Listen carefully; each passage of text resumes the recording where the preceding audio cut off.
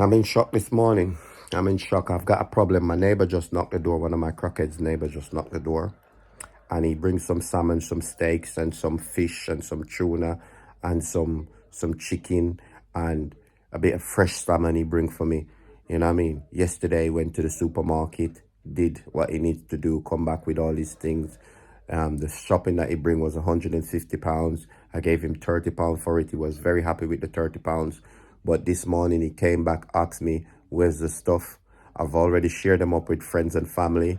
He asked me, where's the stuff that he bring yesterday, because he's in a situation, he needs back the stuff because he went up to the shop again this morning to get some more shopping, and they hold on to him, said they've got him on CCTV and he needs to bring back the stuff else he's going to get locked up. I says to him, mate, I've shared that up already.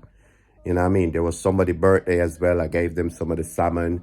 I gave some steaks to my neighbor. It was her birthday. She just moved in. I'm trying to get some punani. I'm making it look good that I'm a good neighbor. I actually, to be honest with you, I said to him, I actually make a basket out of it. One of them basket that you give people when they move in. I says I pack everything in the basket. I even put 2 bags of the rice that I've got left. Now I don't have any rice. I was hoping that I could ask you to go and steal some rice for me. So this is the situation that we're in today. The neighbor's gotten all the food and this and that. I cannot go and take it back because I already given it to her. So he says to me, well, can I come with him up to the supermarket to let them know that he's not a thief and this and that? I said to him, mate, they got you on CCTV. What the fuck am I going to come up there and say, that's not you?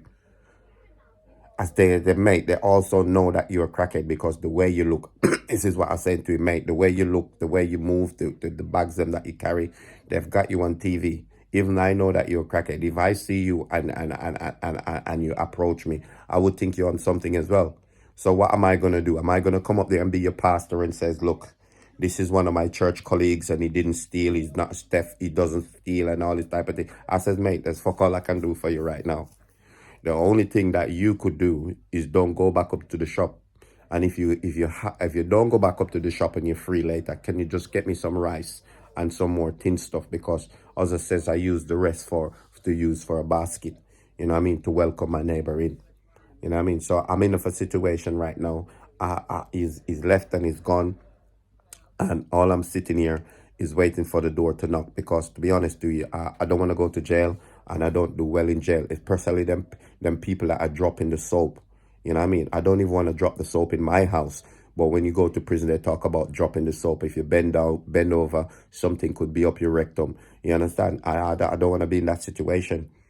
You understand? The last time police tried to drive behind me, they didn't stop me, but I pull over. I come out the car. I take off my pants. I take off my top. The only thing I was left in my underpants. I would start screaming just in case, because I see they followed me for about 5-6 minutes. They was following me. I start screaming. I jump on my car bonnet. I was going mad because I said to myself, why are they following me? There must be something. So if anything, let me make the move first. So I was on top of my car bonnet. I was dropping in the middle of the road. I was screaming rape. I was screaming murder. I was screaming help me somebody. And they pull to the side and they look at me and they just drive off.